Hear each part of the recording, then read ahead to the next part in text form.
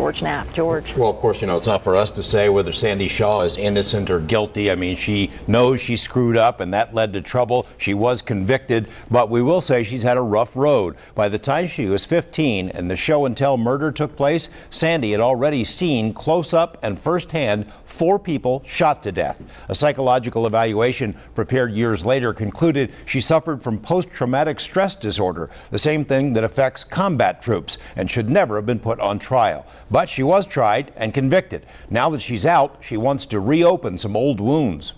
I had absolutely no knowledge of the law. My family had no knowledge of the law.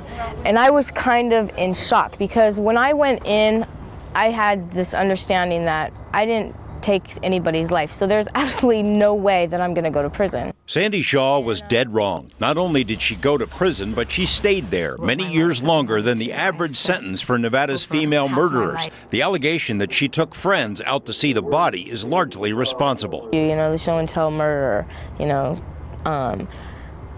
yeah, I mean, I think that people sitting in their position that had the authority to let me out, probably did judge me based on that. This is the version of the story that earned Sandy and 2 co-defendants life sentences. The young Shaw supposedly masterminded the plan to lure James Cotton Kelly out to the desert, where he was to be killed for his money.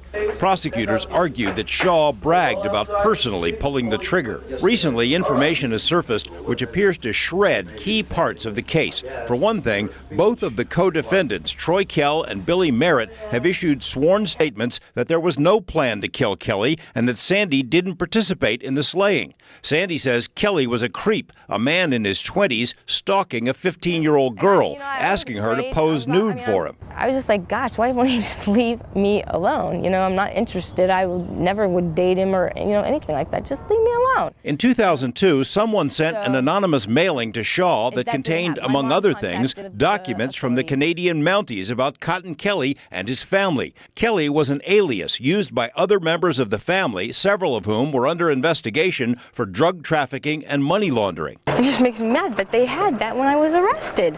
And I didn't know about this until 2002. Are you kidding me? But Kelly's behavior wouldn't justify murder. That part is also weak, Shaw says. 2 witnesses testified against Shaw. One was her girlfriend, Stacy Buman, who said Sandy bragged that she had shot Kelly through the eyes, slit his throat, and blew up his car.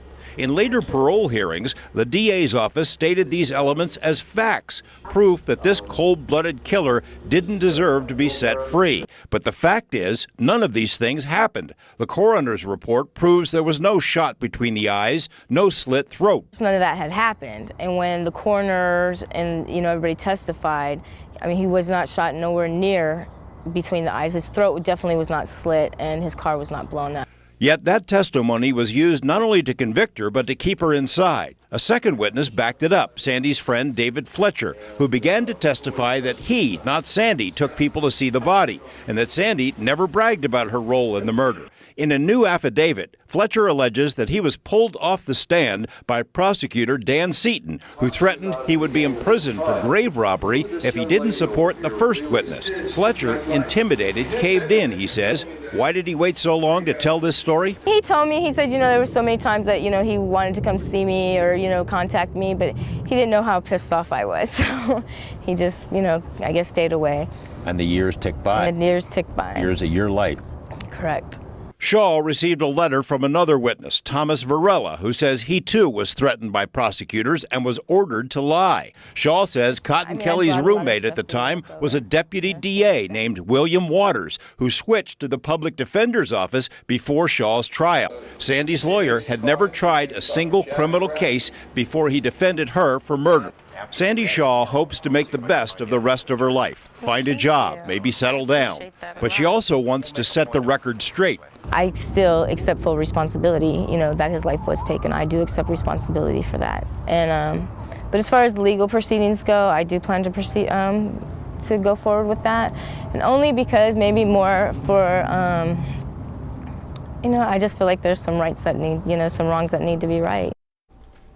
Dan Seaton, regarded as the toughest prosecutor the DA's office ever had here, retired years ago. He called us tonight and told us he's glad Sandy Shaw is out of prison because she's had a lot of tough breaks in her life. But he says the witnesses who've changed their stories are just doing it to help Sandy, that he never told anyone to lie on the stand. DA David Rogers said he does not believe Seaton would ever cross that line. Sandy Shaw is in search mode now, sort of searching for a new job, looking for a new life, and also a law firm to help her pursue the issues that were raised in this story. And of course, we have some additional excerpts from this exclusive interview on our website, including what Sandy said about her personal life now, what she hopes for in the future.